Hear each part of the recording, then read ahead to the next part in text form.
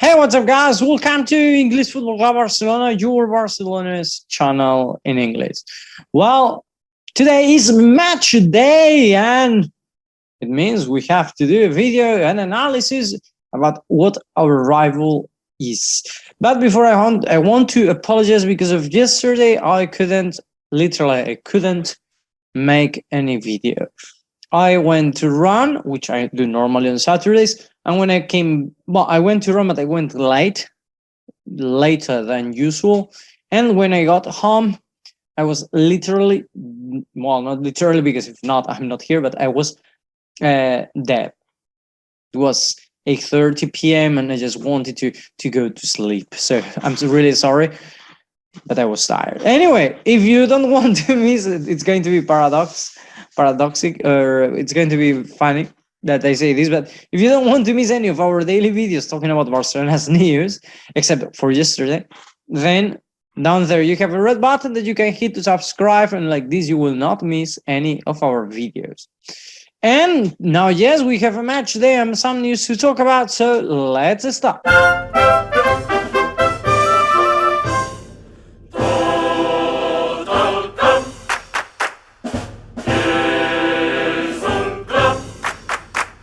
Well, as I was saying, we have the match in the Camp Nou against Athletic Bilbao.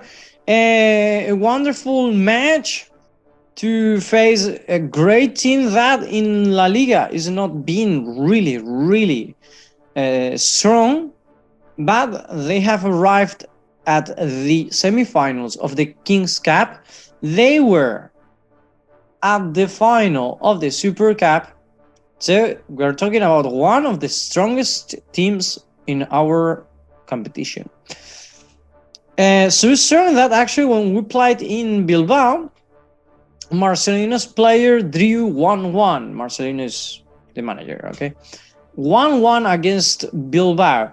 Very hard, really hard team. They close a lot behind. They have very fast players, Muniain and Williams brothers. Actually, I remember during the cap, Luis Garcia too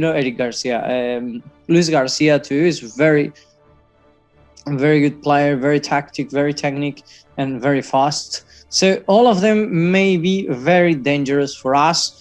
A team that normally they close behind, they close really hard. It's very difficult to make a goal to them. Actually, that's what I read today. This is a test because lately we are scoring 4 goals per match. Let's see if against Athletic we can keep this dynamic. No, I honestly think it's going to be very difficult. But well, playing in the Camp Nou, we are Barcelona is always in Barcelona is always mandatory to win. But today I think 2 times or times 2. No, we have to win because we play at home too, and we don't want to lose that Champions League. Champions League wagon. No, so but first let me talk about some news. Go. For example, Gavi. This is not about the match of today. You remember we have insisted here that Gavi has to renew with Barcelona. And I read that his agent has been in Balde. If you don't know, it's the area where Real Madrid stadium and Real Madrid offices are. Is Gavi thinking of leaving Barcelona to go to Real Madrid? I don't think so. I think his dream was to be in Madrid, to everything. I think just a tactic of the agents to pressure Barcelona, because if you remember some weeks ago, as Araujo too, or also for Araujo, they have to renew. But Barcelona, in this moment, they don't want them to think about the renewal. They want them to focus on football. I understand, but probably it's a problem for Barcelona because if Barcelona wants their players to focus on football and their players want to renew, maybe it should be more logic to make the renewal fast and then let them focus on football. No, because if not, you really don't know. You may have that in your head all the time. So, well, other information I read about Busquets. Since that, there are some teams in USA. Let me read the teams because I forgot, as usual. There are some teams in USA, the Inter of Miami and MLS, that are interested in the Catalan player. Sergio Busquets, that years before, he rejected some offers from those teams and from some other teams because he wanted to stay in Barcelona, but now because of his age, etc. I think he can have one more year in Barcelona. Personally, I think that Busquets, his level is still quite good for Barcelona to be one more year. But after that, and actually his contract expires next year in July 2023, on June 2023. So probably that's what these teams are looking for now. For the moment that the Catalonian footballer or the Catalonian player expires his contract, then they want to attack and to try to tie him, you know. And then I read today that Laporta and Mino Raiola, met in Monaco to talk about Holland, whatever. Interesting, no? Because I read that even Laporta said that if Haaland wants to come to Barcelona, the money, it's not going to be a problem. The problem, the money is not going to be the problem. The problem is where is that money is going to come from? No, where that money is going to come from. And that's what I wonder now, because I can go to, I don't know, a car shop. I don't know how you say that in English. Well, I can go to any car shop and say, well, give me that Ferrari. Don't worry, the money is not the problem. The problem is where I get the money. The money is not the problem. Really, we know Barcelona will have money, of course. We are one of the, even our economical problems, we are still one of the strongest, economically, one of the strongest teams in Europe and in the world. But anyway, with all the debt we have, we should have a bit of head. No? But well, if you ask me, I think, I actually wanted to talk about this. No? I think, I'm wondering if Haaland will be able to adapt to our system. Because I have a feeling a bit like Haaland in Borussia Dortmund is more or less as Griezmann in Atletico Madrid some years ago. That is the center of their system. And in Barcelona, there is no player who is the center unless he deserves to get it. Like Messi in that moment. But in now, you see that there is no outstanding player, that everyone plays like a team. And I'm wondering if Haaland is able to do that. No? But well, let's talk about what Xavi said about the match of today. For example, he talked about many things, the way, as I told you before, Nico and Inaki Williams, the Williams brothers, that physically are very strong, but also technically they have other players too, very fast, as for example this one, Munir. No, I don't. He's going to kill me because I know him actually. Well, sorry, Muniain. Sorry, Muniain. I'm really sorry. Muniain is another player very dangerous for us. So he scored us during the Super Cup a wonderful goal. So incredible.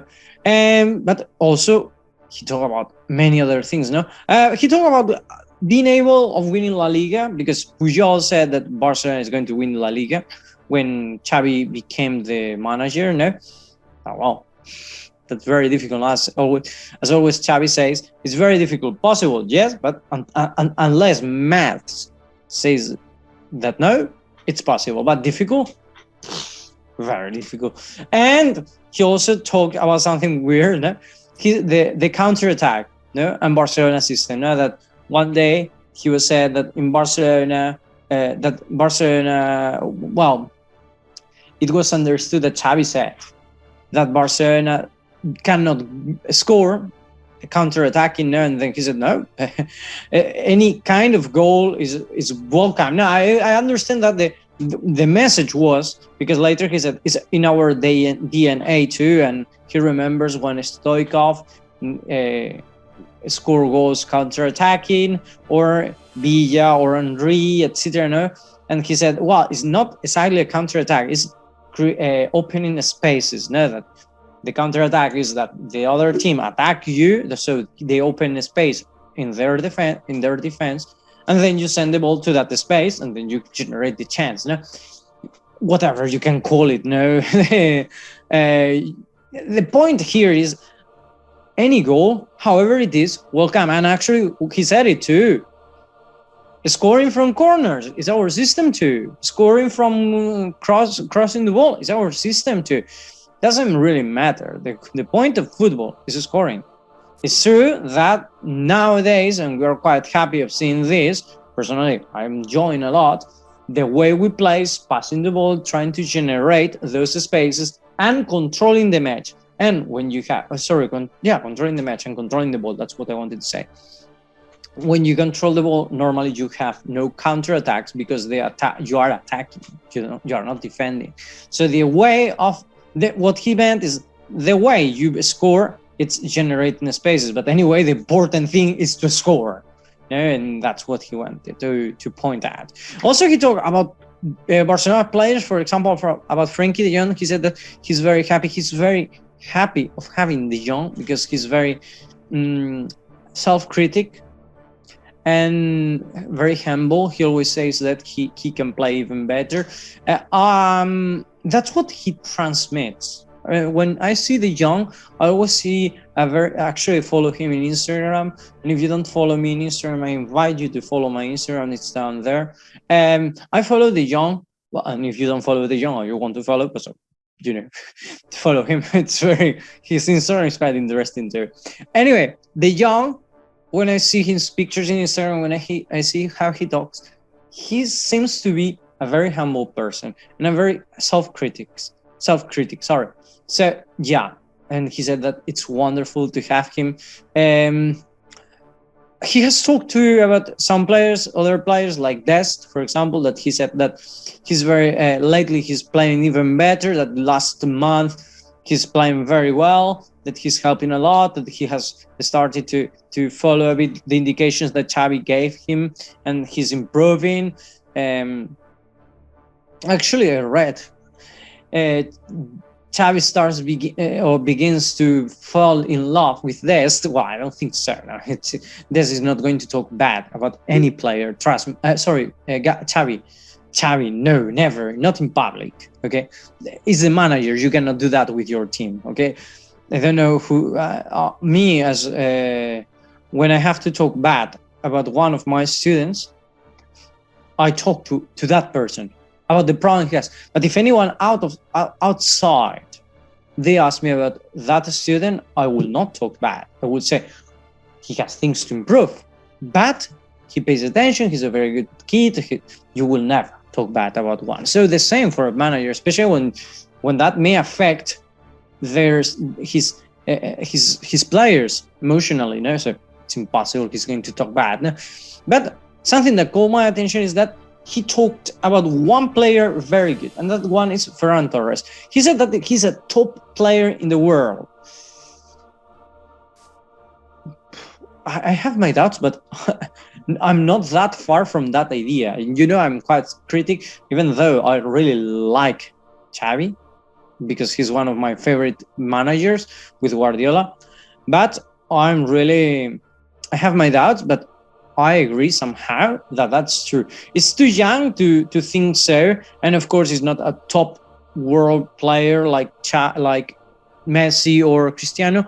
But the way he works, the way he plays, how much he helps the team, he's one of the top players in the world. Think that I'm talking about a forward or a wing who comes to defend.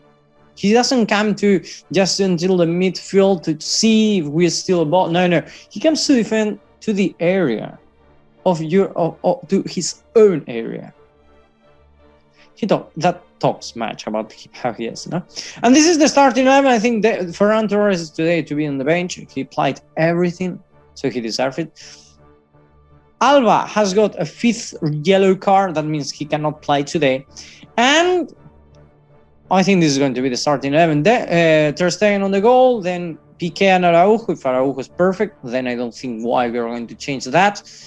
Then Mingueza, and I will explain you why.